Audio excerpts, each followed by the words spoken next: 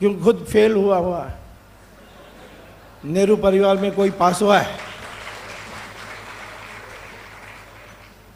हम इंग्लैंड गए और वहाँ उनको फेल करने के जगह में कैम्ब्रिज यूनिवर्सिटी ने जेंटलमैन पास दिया है।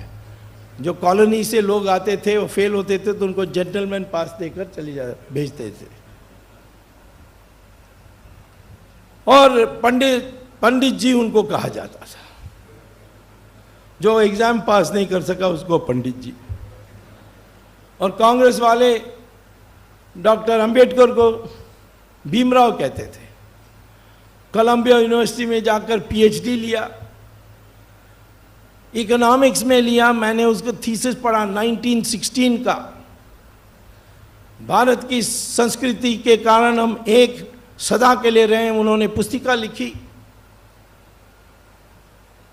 और बाद में लंदन में गए और उनको लॉ डिग्री मिली। भारत देश आए और चेयरमैन बने ड्राफ्टिंग कमेटी की। कॉन्स्टिट्यूएंट असेंबली में उन्होंने एक शानदार कॉन्स्टिट्यूशन उत्पन्न किया और उसको कांग्रेस वाले कहते हैं भीमराव। भारत रत्न उनको नहीं दिया था, ये जनता सरकार ने दी थी 1990 के आसपास।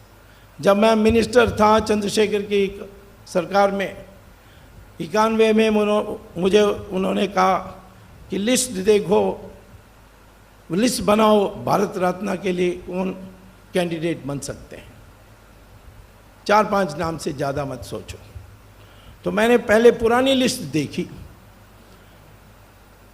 पहला भारत रत्न जवाहरलाल नेहरू, उन्होंने खुद को दिया। सरदार पटेल का नाम नहीं, अंबेडकर का नाम नहीं।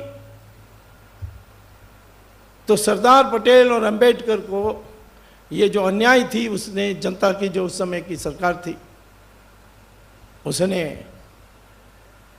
ये पुरस्कार उनको पोस्टमसली दिया था। आज भी सुभाष चंद्र बोस को हमने दिया नहीं, वो भी होगा।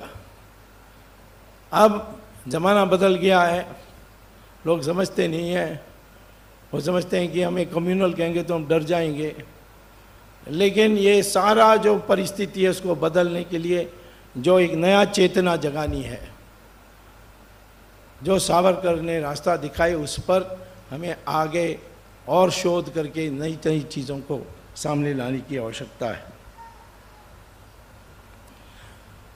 हमारे देश का नाम क्या है? कॉन्स्टिट्यूशन में भारत लिखा है। भारत हमारी गणराज्य है। हमारे देश की अस्मिता क्या है? अस्मिता है हिंदू। और इस हिंदू देश में अन्य लोग भी रहते हैं जो हिंदू धर्म के नहीं हैं। उनको कैसे जोड़ें?